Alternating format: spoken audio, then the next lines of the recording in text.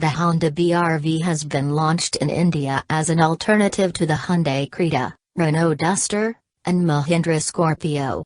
Honda has been absent in the SUV space, aside from the premium CR-V, and especially the compact SUV segment has seen rivals like Hyundai sell over 64,000 units of the Creta from August 2015–March 2016 alone.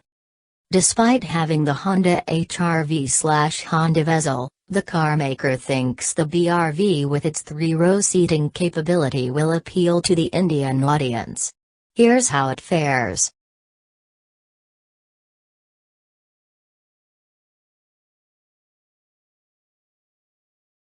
Honda says the grand design concept of the BR-V was termed Advanced Scene Hunter, wherever I want. The company's lead engineer explained that designers set out to sketch an urban utility vehicle with tough appearance and convenience of 3-row seating. While the BR-V comes across as a stylish product, it doesn't appear butch or rugged as its competitors. Still, it gets the usual outdoor treatment of roof rails, diamond-cut alloy wheels, silver skid plates and side body cladding. Let's not beat around the bush, however. The Honda BR-V could be mistaken for a Honda Mobilio, which seems to have hit the gym to bulk up a bit. Then again, the crossover, compact SUV segment in India is a bit of a scam. Most of the products in this segment are glorified hatchbacks, but they get away in the consumer's minds owing to their styling, and the way they're presented. At the end of the day, the manufacturers aren't selling you a car, they're selling you a lifestyle, and Honda, like other manufacturers in this segment, has got that communication right. At the tape, the BR-V measures 4,456 mm in length, 1,735 mm in width, 1,666 mm in height and 2,662 mm in wheelbase. It is 10 mm longer than the Mobilio in terms of wheelbase, whereas in terms of curb weight, the BR-V is between 57 to 75 kilograms heavier than the MPV depending on the variant. The ground clearance is a sizable 210 mm. It's also evident that designers have used minor inferences from the larger Honda CR-V in places. The rear quarter glass panel and the headlights are clear examples. Aiding the design is the nameplate itself. Even non-car enthusiasts were curious to ask this reviewer if the BR-V was a smaller, larger version of the CR-V, so there again, communications done right by Honda. To summarize, the BR-V may not look as rugged as its competitors, but it looks stylish nevertheless.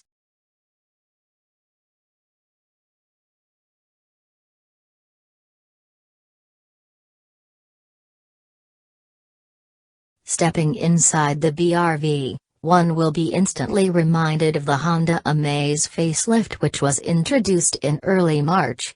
Like the compact sedan, the center console of the Honda BR-V has rectangular AC vents, a 2-DIN Bluetooth-enabled music system below which rests controls for the automatic climate control system.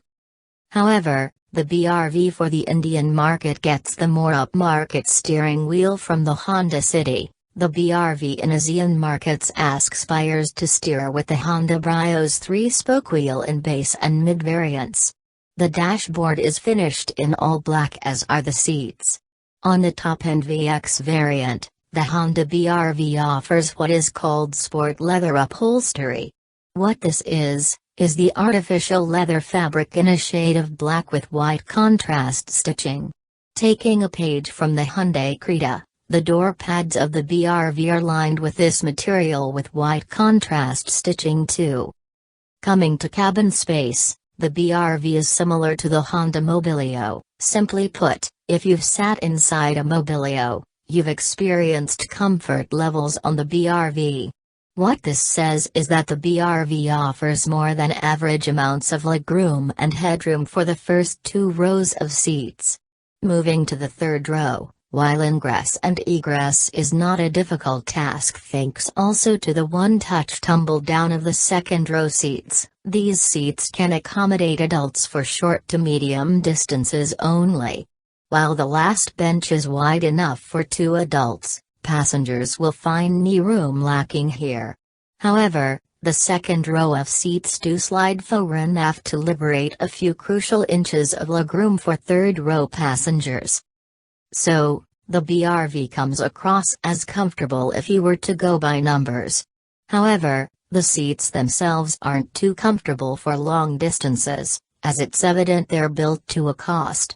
While it is acceptable to have this comfort quality on something like an Amaze, which is priced from 5 Indian rupees and 35 paise lakhs, on a 13 Indian rupees lakh BRV, Honda has stretched it too far.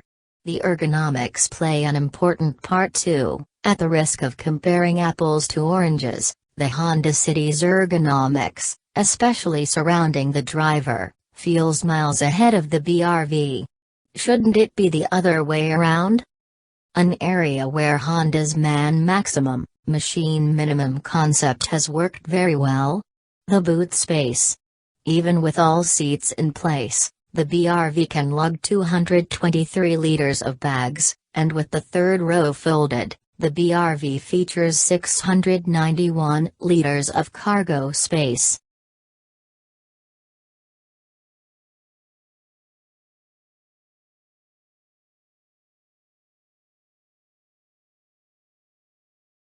The BRV is by no means a feature-rich offering. Yes, it does offer the essentials such as keyless entry with push-button start, automatic climate control, rear AC vents and so on, but even features like a reverse camera, rear parking sensors, both of which we feel are a must-have on a car of this length, a touchscreen audio system, automatic day, night internal rear view mirror, cruise control, an armrest for the driver, an essential feature once again, are not available on this crossover. At nearly 13 Indian rupees lakhs ex-showroom for the top-end diesel, and with rivals like the Hyundai Creta, the feature department is one area where the Branch V doesn't do well, and mind you, we're sugarcoating that statement.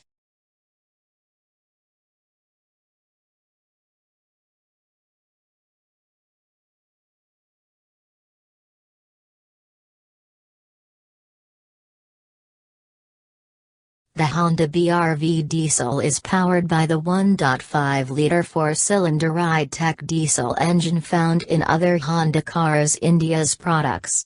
It develops 100 PS at 3,600 revolutions per minute and 200 Nm of torque at 1,750 revolutions per minute on the BRV and uses a 6-speed manual gearbox. Honda claims that it has up 10 VH levels on the BRV diesel, as the Ride-Tech unit has drawn flack for being noisy on other products. Sadly though, this reviewer found no difference in the noise levels of the BRV compared to a Mobilio. The crossover feels just as noisy as the MPV. Putting the engine noise aside, Honda's engineers also mention that gearing has been altered to better suit the BRV's weight. Compared to the Honda City, which has lent its 6MT gearbox to the BRV, the final ratio has been lowered by 7.7%. The result? The Honda BRV diesel feels just as sprightly to drive as say a Honda City, despite the BRV now being the heaviest car to make use of this 1.5-liter Ride-Tech engine. The linear power delivery from this engine, combined with the well-chosen gear ratios, put the BRV in a sweet spot throughout its accessible rev range. Performance is best in the mid-range, 1,750 to 3,500 revolutions per minute, and slotting the SUV in sixth with speeds of around 100 km/h subdues engine noise to a great extent. The Honda BR-V Petrol uses the city's 1.5-liter i-VTEC engine to develop 119 PS and 145 Newton-meters of torque. Honda has developed a new 6-speed manual transmission for the BR-V, though in all honesty, the sixth cog feels unnecessary. In sixth gear, at speeds between 80 to 110 km per hour, the engine spins anywhere between 250 to 750 revolutions per minute lower than what it does in fifth. Unless you plan on using the BR-V heavily on highways at speeds above 110 km per hour, we don't see the utility of the sixth gear. And if your usage is heavily skewed towards the highway, wouldn't a diesel BR-V suit you better? That criticism aside, the petrol BR-V is a very good performer. Again, it feels a lot like driving a city with an extra 100 kilograms on board. As with the i-VTEC engine, the lower part of the power band has a weak spot, and this ensures you're in a gear lower in city driving conditions, especially if you're filled with occupants. More than the petrol mount though, the package that got our instant vote was the petrol CVT. The gearbox is borrowed from the city, so it features a CVT with 7 step ratios and paddle shifters. Though the CVT has the characteristic rubber band defect, it appears less pronounced for a car of this size weighing over 1.3 tons. It takes little effort to get the BR-V CVT from walking speeds to 80 km per hour, which goes to say that low and mid-range response is excellent. Even beyond these speeds, the paddle shifters can be used to keep this engine on the boil.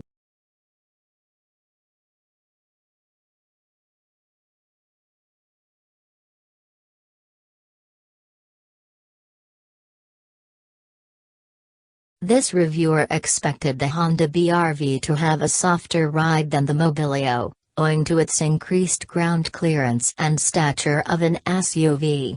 However, the BR-V, like other Honda products, feels set up on the stiffer side. Add to that engineers have increased rigidity levels on the BR-V to reduce body roll, something which became apparent on twisting roads surrounding Udaipur. The BR-V feels very car-like to drive. At no point do you feel you're navigating a 3-row vehicle with MPV-ish proportions. Coming to ride quality, it doesn't have the softness of say a Renault Duster or a Hyundai Creta, but the ride is not harsh by any standards. You do feel the presence of road undulations, but for the most part, the ride quality is above average.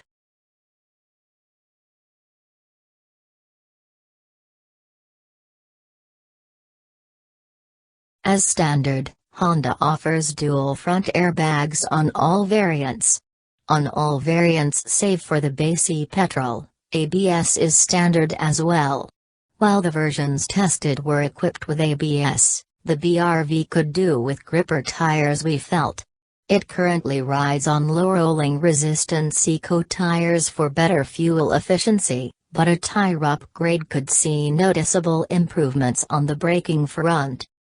The BR-V has also been crash tested by the company at 64 km per hour, offset barrier frontal crash. Also, ASEAN CAP gave the Indonesian-made BR-V a score of 5.5 for adult occupant protection, AOP.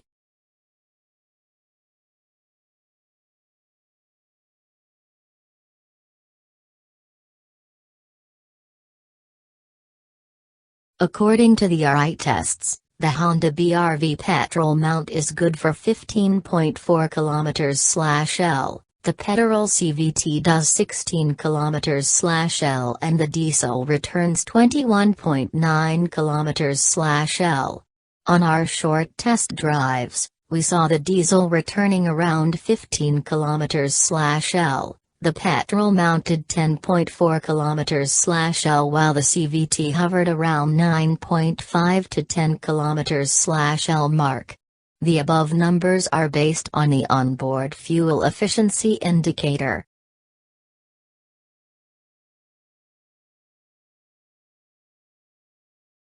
The BRV petrol range costs from an rate. 7511.84 lakhs. The petrol CVT comes in at 11 Indian rupees and 99 paise lakhs, and the diesel lineup costs from an 9.912.9 lakhs. The competitors, you ask? The Hyundai Creta petrol range is priced from an 9.1511.84 lakhs, the petrol at 12 Indian rupees and 86 paise lakhs, and the diesel variants from an 9.9914.5 lakhs. The two WD variants of the Mahindra Scorpio set you back by an 10.0313.89 lakhs. All prices mentioned are ex-showroom, New Delhi.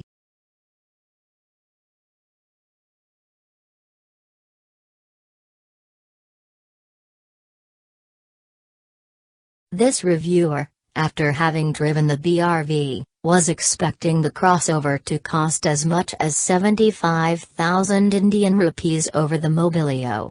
Yes, the BRV is certainly superior compared to the Mobilio with respect to features and performance, but where the Mobilio costs from 7 Indian rupees and 10 paise lakhs, the BRV commands a whopping 1 Indian rupee and 65 paise lakhs premium, and it's hard to justify that price especially when the competition is factored in. While the prices of the BRV may undercut rivals, the overall package is also a step down from a Creta or a Scorpio. Though the BRV is mechanically solid, it doesn't bring any excitement to this segment despite offering the third row of seats.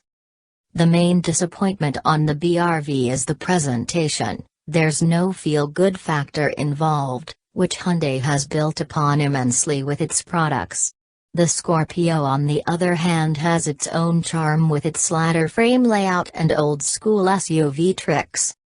There is nothing wrong or flawed with the BRV, don't get us wrong, it's just that the rivals have set the bar very high.